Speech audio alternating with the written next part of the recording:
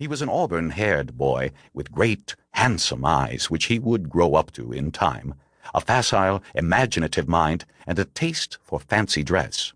From his 4th to his 10th year he did the country with his mother in her father's private car, from Coronado, where his mother became so bored that she had a nervous breakdown in a fashionable hotel, down to Mexico City, where she took a mild, almost epidemic consumption. This trouble pleased her, and later she made use of it as an intrinsic part of her atmosphere, especially after several astounding bracers. So, while more or less fortunate little rich boys were defying governesses on the beach at Newport, or being spanked or tutored or read to from Do and Dare or Frank on the Mississippi, Amory was biting acquiescent bellboys in the Waldorf, outgrowing a natural repugnance to chamber music and symphonies, and deriving a highly specialized education from his mother. "Amory." "Yes, Beatrice." Such a quaint name for his mother. She encouraged it.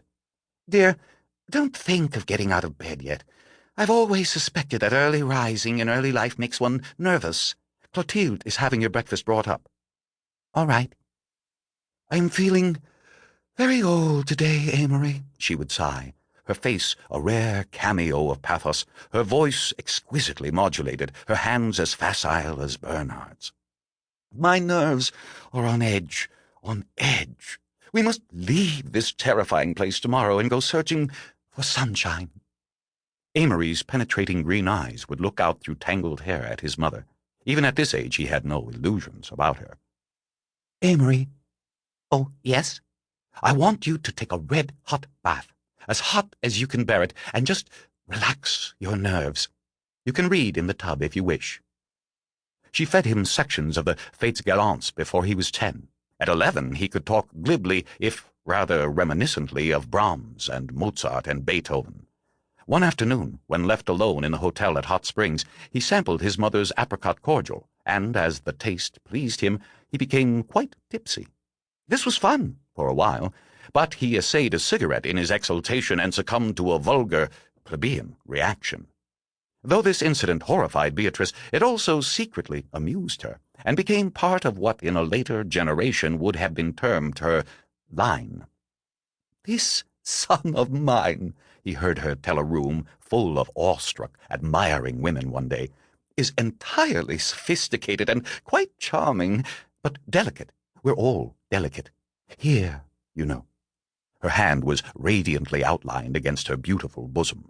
Then, sinking her voice to a whisper, she told them of the apricot cordial. They rejoiced, for she was a brave raconteuse, but many were the keys turned in sideboard locks that night against the possible defection of little Bobby or Barbara. These domestic pilgrimages were invariably in state. 2 maids, the private car, or Mr. Blaine when available, and very often a physician. When Amory had the whooping cough, 4 disgusted specialists glared at each other, hunched around his bed. When he took scarlet fever, the number of attendants, including physicians and nurses, totaled 14. However, blood being thicker than broth, he was pulled through. The Blaines were attached to no city. They were the Blaines of Lake Geneva. They had quite enough relatives to serve in place of friends, and an enviable standing from Pasadena to Cape Cod. But Beatrice grew more and more prone to like only new acquaintances, as there were certain stories, such as the history of her Constitution and its many amendments, memories of her years abroad, that it was necessary for her to repeat at regular intervals. Like Freudian dreams, they must be thrown off, else they would sweep in and lay siege to her nerves. But Beatrice was critical about American women, especially the floating population of ex-Westerners. "They have accents, my dear," she told Amory. "Not Southern accents or Boston accents, not an accent attached to any locality, just an accent." She became dreamy. "They pick up old, moth-eaten London accents that are down on their luck and have to be used by someone. They talk as an English butler might after several years in a Chicago Grand Opera Company." She became almost incoherent.